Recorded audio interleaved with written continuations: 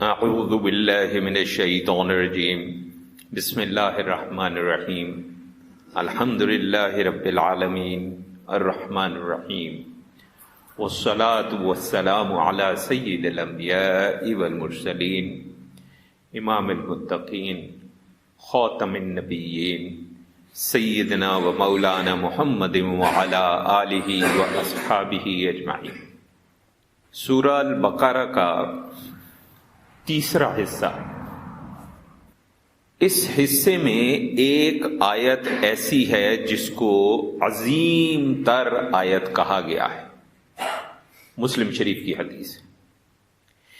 اس کے علاوہ ترمذی شریف کی حدیث ہے کہ اس کو سردار آیت کہا گیا ہے، اور وہ آیت ہے جس کو ہم آیت الکرسی کے نام سے جانتے ہیں۔ یہ ہر قسم کی شیطانی قوتیں، منفی قوتیں، ان سے بچاؤ کا بہترین ذریعہ ہے۔ ایک حدیث شریف میں آیا کہ حضرت ابو ہریرہ رضی اللہ تعالی عنہ فرماتے ہیں کہ رسول اللہ صلی اللہ علیہ وسلم نے مجھے صدقہ فطر کی حفاظت پر مقرر فرمایا۔ ایک شخص آیا اور غلہ چوری کرنے لگا۔ میں نے اسے پکڑ لیا اور کہا کہ میں تجھے رسول اللہ صلی اللہ علیہ وسلم کے پاس پیش کروں گا۔ کہنے لگا میں محتاج ہوں، عیال دار ہوں، تکلیف میں ہوں، مشکل میں ہوں، آپ ایسا کریں کہ مجھے چھوڑ دیں۔ تو میں نے اس کو چھوڑ دیا۔ جب صبح ہوئی تو حضور اکرم صلی اللہ علیہ وسلم نے مجھ سے پوچھا، ابو ہریرہ آج رات تمہارے قیدی نے کیا کیا تھا؟ میں نے کہا اے اللہ کے رسول صلی اللہ علیہ وسلم، اس نے محتاجی اور عیالداری کی شکایت کی تھی، اس لیے اس پر مجھے رحم آ گیا اور میں نے اسے چھوڑ دیا۔ رسول اللہ صلی اللہ علیہ وسلم نے فرمایا جو کنے رہنا وہ جھوٹا ہے، وہ دوبارہ تمہارے پاس آئے گا۔ چنانچہ اگلی رات وہ پھر آ گیا اور پھر دوبارہ وہ جو غلہ تھا اس میں سے اٹھانے لگا۔ میں نے اسے پھر پکڑ لیا اور میں نے کہا آج تو میں ضرور رسول اللہ صلی اللہ علیہ وسلم کے پاس تمہیں لے جاؤں گا۔ کہنے لگا مجھے چھوڑ دو، میں محتاج ہوں، عیال دار ہوں، آئندہ نہیں آؤں گا۔ مجھے اس پر پھر رحم آ گیا، میں نے اسے چھوڑ دیا۔ صبح ہوئی تو حضرت صلی اللہ علیہ وسلم نے پھر پوچھا، ابو ہریرہ تمہارے قیدی نے کیا کیا؟ میں نے کہا یا رسول اللہ صلی اللہ علیہ وسلم، اس نے سخت محتاجی اور عیالداری کی شکایت کی تھی، مجھے رحم آ گیا، میں نے اسے چھوڑ دیا۔ تو رسول اللہ صلی اللہ علیہ وسلم نے فرمایا ہوشیار رہنا، وہ جھوٹا ہے، وہ پھر آئے گا۔ تیسری بار میں طاق میں رہا، وہ آیا اور غلہ سمیٹنے لگا۔ میں نے کہا اب تو میں تمہیں رسول اللہ صلی اللہ علیہ وسلم کے پاس ضرور لے جاؤں گا۔ یہ تیسری بار ہے، ہر بار یہی کہتا ہے کہ پھر نہیں آؤں گا، مگر پھر آتا ہے۔ اس نے کہا مجھے چھوڑ دو، میں تمہیں چند کلمات سکھاتا ہوں جو تمہیں فائدہ دیں گے۔ میں نے کہا وہ کلمات کیا ہیں؟ وہ شخص کہنے لگا کہ جب تم سونے لگو تو آیت الکرسی پڑھ لیا۔ اللہ کی طرف سے ایک فرشتہ تمہارا نگہبان ہوگا، صبح تک شیطان تمہارے پاس نہیں آئے گا۔ یہ بات سن کر حضرت ابو ہریرہ رضی اللہ تعالی عنہ نے پھر اس کو چھوڑ دیا۔ صبح ہوئی تو رسول اللہ صلی اللہ علیہ وسلم نے پھر پوچھا کہ تمہارے قیدی نے آج رات کیا کیا؟ تو کہتے ہیں کہ میں نے رسول اللہ صلی اللہ علیہ وسلم کو ساری بات بتا دی۔ تو رسول اللہ صلی اللہ علیہ وسلم نے فرمایا کہ وہ جھوٹا ہے لیکن اس نے بات سچی کہی ہے۔ پھر انہوں نے پوچھا ابو ہریرہ جانتے ہو 3 راتوں سے تمہارے پاس کون آتا رہا ہے؟ وہ کہتے ہیں میں نے کہا نہیں۔ تو رسول اللہ صلی اللہ علیہ وسلم نے فرمایا وہ شیطان تھا۔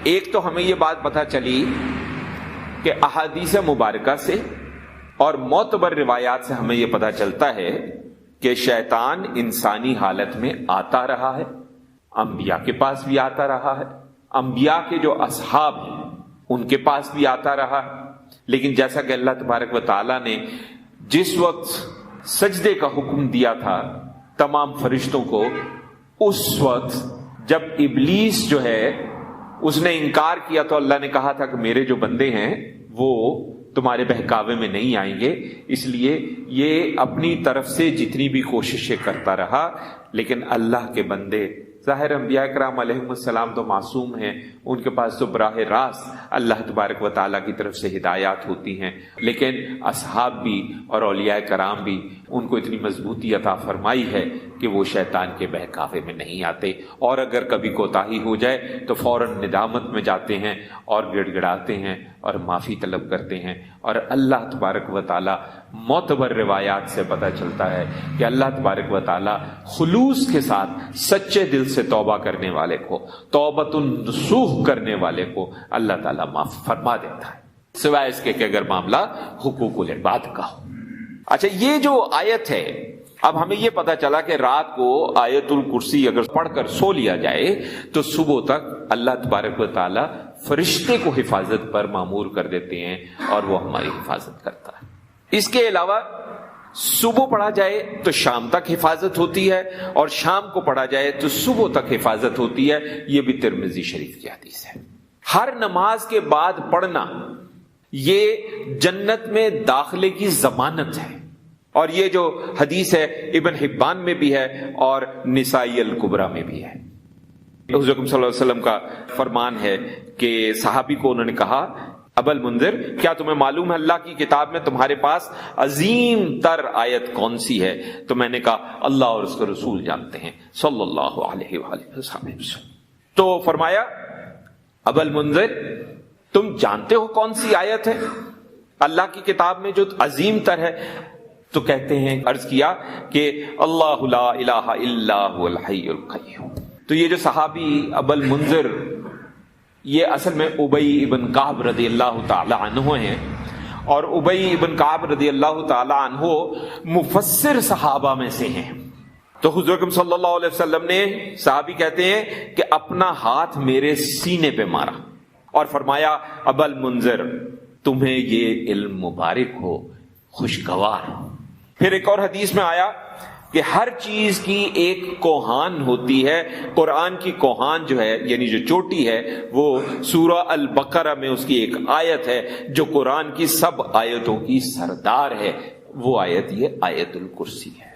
ہر فرض نماز کے بعد آیت الکرسی پڑھنے کا حکم دیا، اور کہا کہ جو شخص ہر نماز کے بعد آیت الکرسی پڑھے گا، اسے جنت میں داخل ہونے سے موت کے علاوہ کوئی اور چیز نہیں روک سکتی۔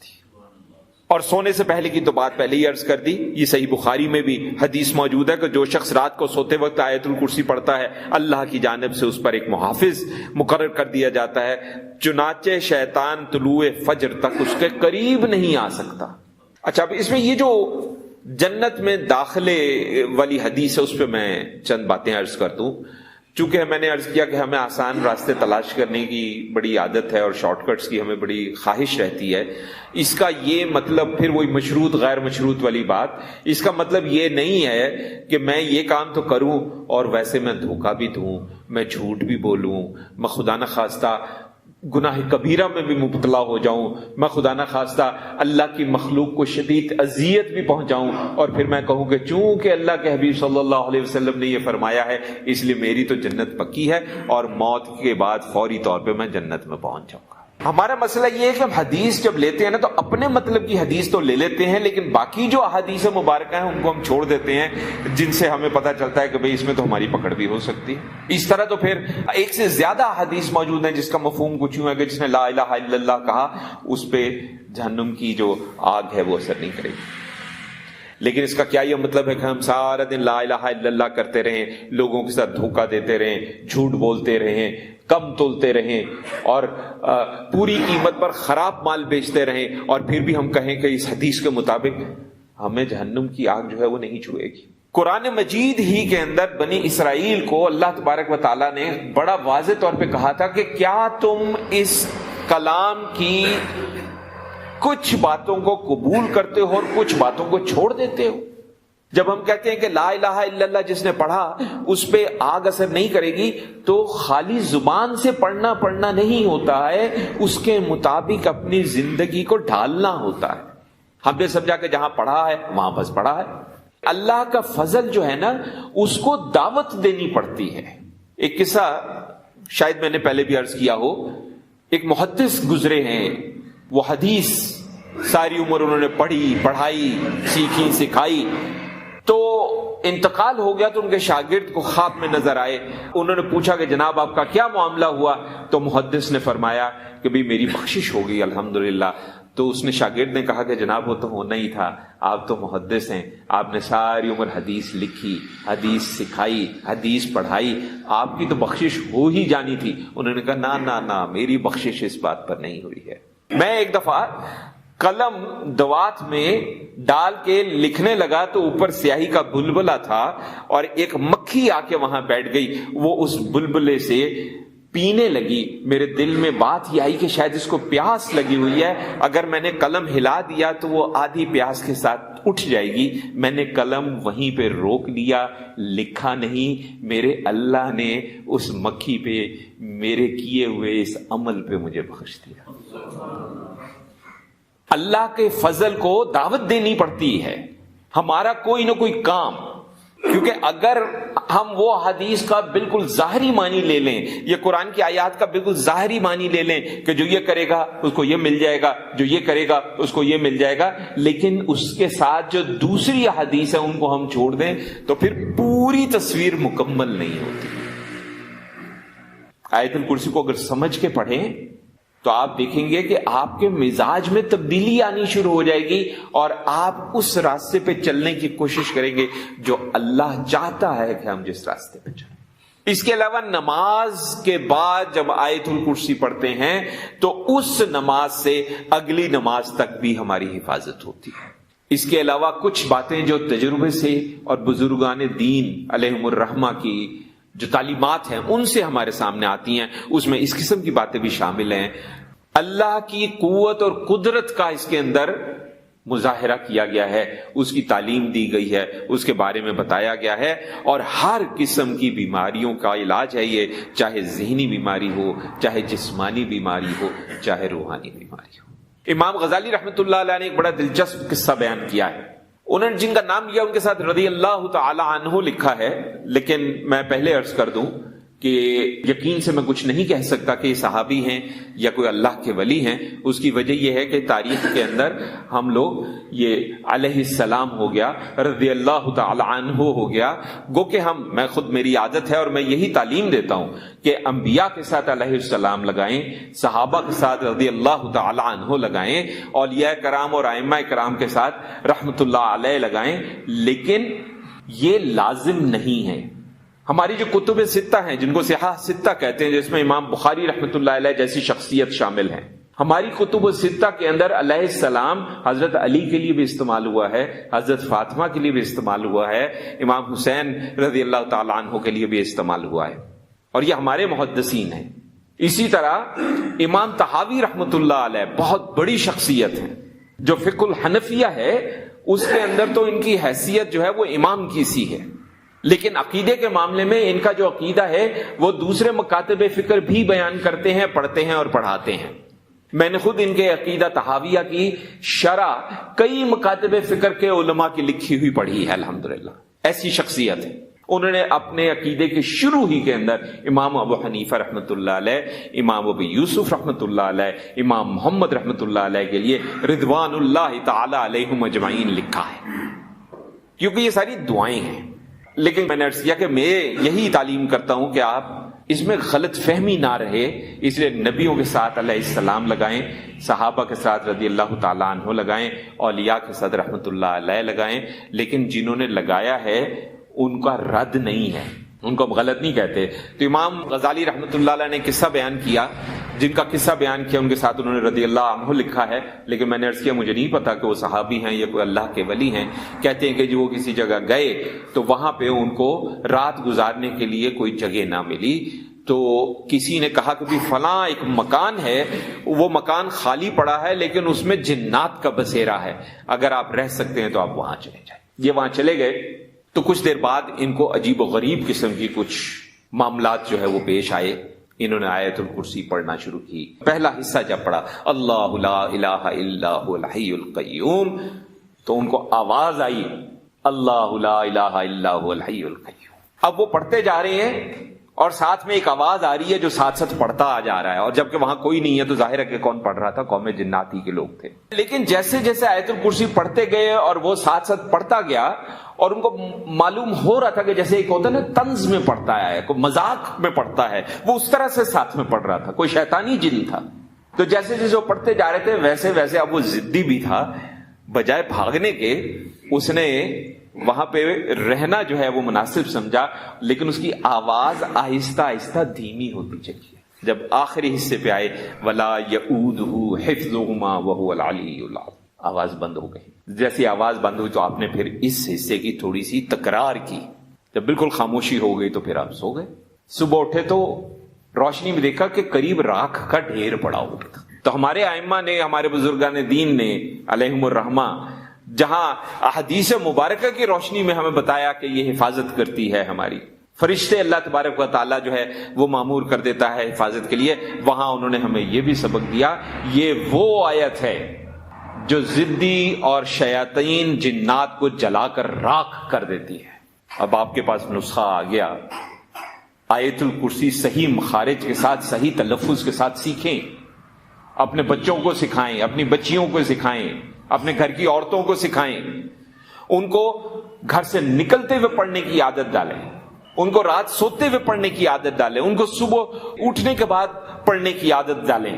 جب آپ ہر وقت اس آیت الکرسی کے مسلسل پڑھنے کی وجہ سے اللہ کی حفاظت میں رہیں گے تو آپ کو کسی شیطان، کسی جن، کسی آسیب، کسی جادو سے بچنے کے لیے کسی کے در پہ جانے کی ضرورت نہیں پڑے گی انشاءاللہ. اب ہم کچھ لوگ یہ کہتے ہیں مجھے ایک دفعہ ابھی کوئی چند ماہ پہلے کی بات ہے، کسی نے ای میل کی کراچی سے، اور انہوں نے کہا کہ جناب مجھ پہ آیت الکرسی بھی اثر نہیں کرتی. استغفر اللہ. سارا دن ہم خود شیطانی کام کرتے رہے اور پھر اللہ کو کہیں نہیں تو ہماری حفاظت کر، میں جو مرضی کروں. بادشاہوں کا بادشاہ ہے، چاہے تو کر لے، پھر بھی حفاظت پہ آپ کے فرشتے لگاتے، نہ چاہے تو کہہ دے نافرمان ہے نہیں لگانا. ہمارا بس تو نہیں ہے.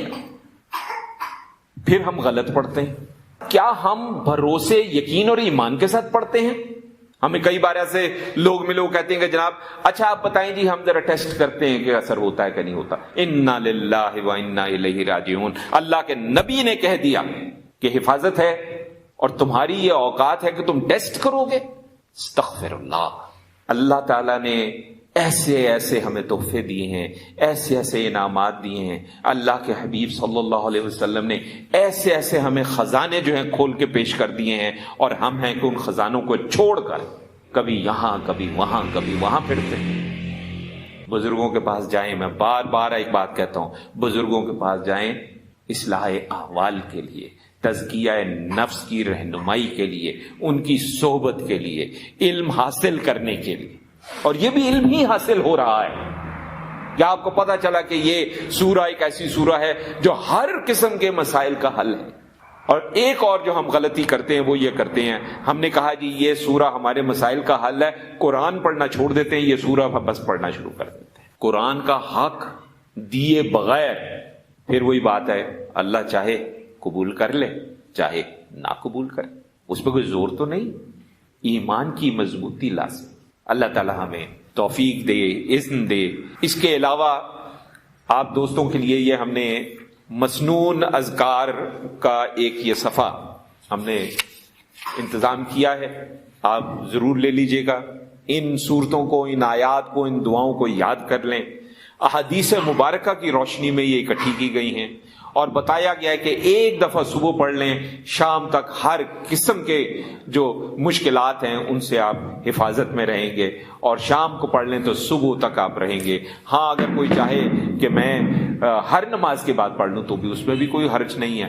یہ آپ ضرور لیجئے، خود بھی یاد کیجئے، اپنے گھر والوں کو بھی یاد کرائیے. اللہ تعالی ہمیں توفیق دے، اذن دے. وصلی اللہ علی خیر خلقہ سیدنا و مولانا محمد وعلی آلہ و اصحابہ اجمعین برحمتک یا ارحم الراحمین.